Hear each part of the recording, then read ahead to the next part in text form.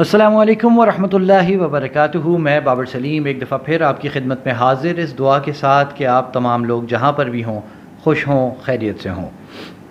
دعا زیرہ کے کیس کے حوالے سے ہم مسلسل تحقیقات کر ہی رہے ہیں، لیکن اس کے ساتھ مختلف لوگ جو ہیں وہ اب ان تحقیقات میں شامل ہوتے جا رہے ہیں، اور مختلف صحافی اور سوشل میڈیا ایکٹیوسٹ جو ہیں وہ اپنی اپنی رائے کے اعتبار سے اس کیس کے اوپر بات کر رہے ہیں۔ اب سے کچھ دیر قبل میں نے دیکھا کہ اقرار الحسن صاحب جو ہیں پاکستان کے سرعام معروف بہت مشہور پروگرام ہے ARY کا، اس کے اینکر پرسن ہیں، ان کی جانب سے یہ کہا گیا کہ دعا جو ہے وہ اغوا ہوئی ہے، اور اس کے ساتھ انہوں نے یہ دعویٰ کیا کہ وہ جلد بہت سارے شواہد اس حوالے سے سامنے لائیں گے۔ اگر اقرار یہ بات شواہد کی بنیاد پر کر رہے ہیں، یقیناً کر رہے ہوں گے، شواہد ہوں گے ان کے پاس، تو انہیں جلد از جلد میری درخواست ہے کہ ان شواہد کو منظر عام پر لائیں۔ اگر کوئی شواہد موجود ہیں تو ان کو روک کر رکھنا جو ہے وہ نقصان دہ ہے۔ اگر اقرار کی رائے کو مکمل طور پہ تسلیم کیا جائے کہ بچی اغوا ہوئی ہے اور کسی گینگ کے پاس ہے، تو یہ بہت خطرناک صورتحال ہے، اور فوری طور پہ اب پھر یہ ضرورت بنتی ہے کہ ان حقائق کو، ان کی جو تحقیق ہے اس کو، اور اس کے ساتھ جو ان کے پاس شواہد موجود ہیں ان کو سامنے لائیں۔ بہرحال اس کے ساتھ میں اپنے حوالے سے کچھ عرض کر دوں۔ ہماری تحقیقات بھی جاری ہیں، اور ٹیکنیکل سائٹ پر ہماری انویسٹیگیشنز میں ہمیں امید ہے انشاءاللہ کہ ہم مزید کچھ شواہد حاصل کرنے میں کامیاب ہو جائیں گے۔ آج رات سے اس ٹیکنیکل انویسٹیگیشن کو باقاعدہ تھورولی ہم نے سٹارٹ کر دینا ہے۔ گزشتہ 2 روز کے دوران ہم نے بہت کچھ مصروفیت تھی، سچی بات ہے، قربانی، پھر میری اپنی نوکری ڈیوٹی ہے، تو ان چیزوں سے جو وقت ملا تو اس میں مختصر سی ہم نے چھیڑ چھاڑ کی، تو ہمیں لگا کہ ہمیں مزید اس پہ کام کرنا چاہیے، اور آج رات سے ہم اس پر کام شروع کر دیں گے۔ اور میں آپ تمام لوگوں کو یہ یقین دلاتا ہوں کہ جیسے ہی میرے ہاتھ کوئی ثبوت، کوئی چیز آئے گی، وہ منظر عام پر آئے گی، میں اس کو روکوں گا نہیں۔ تیسری چیز، میں چونکہ اس بات کا قائل ہوں بطور صحافی کہ میں پارٹی نہیں بن سکتا، میں کسی کی سائیڈ نہیں لے سکتا۔ اس کا ریزن بھی میں آپ کو بتا دیتا ہوں۔ دیکھیے، حق اور سچ اپنا رستہ خود بناتا ہے، اور یہ جو تحقیقات ہوتی ہیں، تحقیقات خود سچ کو عیاں کر دیتی ہیں اگر ایمانداری اور اخلاص کے ساتھ کی جائیں۔ تو یہ تو میں آپ سے وعدہ کر سکتا ہوں اپنی ذات کے تحت کہ میں جو بھی تحقیقات کروں گا وہ سچائی اور حقیقت کی بنیاد پر کروں گا، اور ان کو فوراً منظر عام پر لاؤں گا۔ اور لیکن یہ کہنا کہ میں کسی کی طرف سے بات کروں تو یہ میں نہیں کروں گا، نہ یہ میری ذمہ داریوں میں شامل ہے، نہ یہ میرے پروفیشن کو سوٹ کرتا ہے، اور نہ یہ میری طبیعت ہے۔ یہ ایک بہت حساس کیس ہے جس میں دعا زہرا کے والدین کے اور دعا زہرا کے اپنے جذبات جڑے ہوئے ہیں۔ یہ ایک بچی اور اس کے ماں باپ کے درمیان ڈسپیوٹڈ میٹر ہے ابھی تک، اور اس بچی کے مستقبل کی ذمہ داری ہر اس شخص پر عائد ہوتی ہے جو اس کیس کے حوالے سے تحقیقات کر رہا ہے یا کوئی بات کر رہا ہے۔ اس بچی کا مستقبل خراب نہ ہو، اس کے والدین کے دل کو قرار آئے، اور کوئی رستہ ایسا ہو جس میں عدالت سے جلد از جلد انصاف فراہم کروایا جا سکے، اس حوالے سے کچھ بھی کرنا پڑے تو یہ ہمارا فرض ہے کہ ہم وہ کریں۔ دعا زہرا کے کیس کو صرف سوشل میڈیا پر دیکھ کر سمجھنا ایک غلطی ہوگی۔ دعا زہرا کے کیس کو ان ڈیپتھ سمجھیے۔ آپ کو یہ پتہ ہونا چاہیے کہ دعا زہرا کا جو کیس ہے اس کی کتنی سائڈز ہیں، وہ کہاں کہاں پر اس کی سنوائی ہو رہی ہے۔ سپریم کورٹ سے دعا زہرا کے کیس کے حوالے سے ایک فیصلہ آ چکا ہے، میں اس پر بات نہیں کر رہا، لیکن اس وقت یہ case judicial magistrate east Karachi کی عدالت میں زیر سماعت ہے۔ اس کیس کی ایک کرمنل سائیڈ ہے جس پر جرا کر رہے ہیں وکلاء، اور دوسری سائیڈ جو ہے وہ شرعی حوالے سے ہے۔ اس پر علماء کی رائے اور پھر پاکستان کے قوانین کا اطلاق بہت ضروری ہے۔ جو میری اب تک کی بات چیت ہے، آج پورا دن میں نے مختلف اعلیٰ پولیس افسران سے، میں پھر کہہ رہا ہوں اعلیٰ پولیس افسران سے میں نے بات کی ہے اس کیس کے حوالے سے، اس کے بعد وکلاء سے میں نے اس حوالے سے بات کی ہے، اور پھر کچھ صحافیوں سے میں نے اس حوالے سے بات کی ہے کہ اس کیس کا رخ اب کیا ہے اور یہ کدھر جاتا دکھائی دے رہا ہے۔ پولیس نے اس کیس کا ضمنی چالان پیش کرنا ہے، اور پولیس کو اس چیز کے شواہد حاصل کرنے ہیں کہ دعا زہرا کراچی سے اکیلی نہیں گئیں.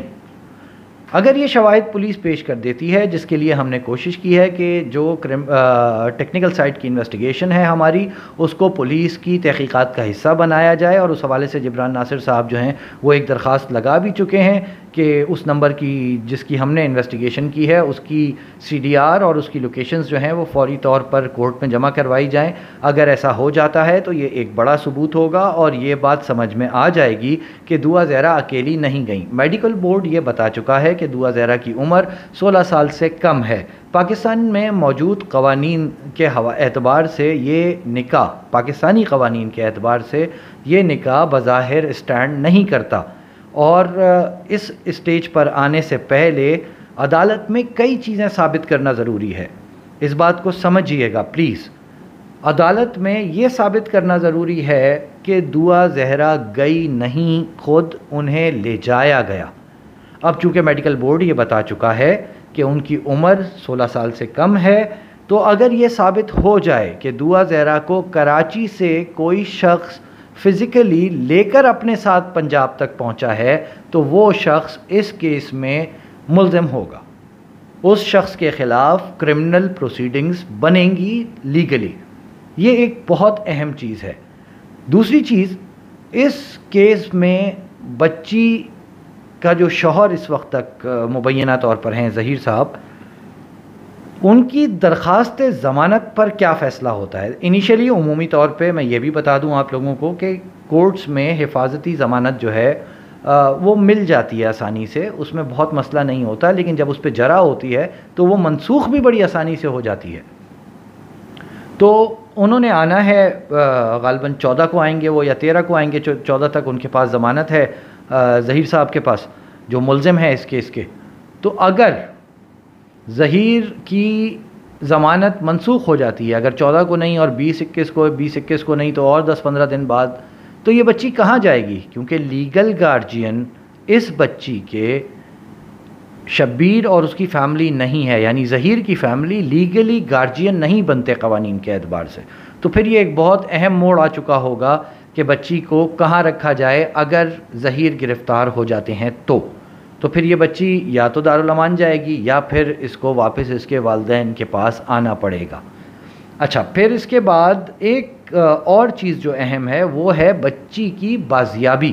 جب ہم یہ کہتے ہیں کہ کوئی اغوا ہوا یا اپنی مرضی کے خلاف کسی کے پریشر میں کسی کے ساتھ چلا گیا، تو اس کے ساتھ ہی یہ سوال بنتا ہے کہ پھر اس کو بازیاب کرایا جائے.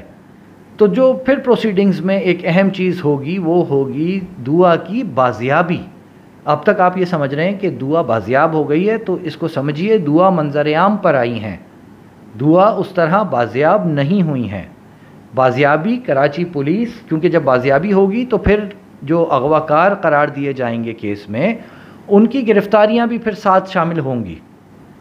تو پھر جب وہ بازیابی ہو جائے گی، یعنی کہ بچی کو واپس اسٹیٹ اپنی کسٹڈی میں لے لے گی، تو پھر اس کے بعد یہ طے ہوگا کہ دعا نے فردر اب کہاں رہنا ہے. وہ پھر دوبارہ وہی بات ہے کہ جی دارالامان جائیں گی یا والدین کے پاس جائیں گی، کیونکہ اغوا کاروں کے پاس بچی کو نہیں رکھا جا سکتا.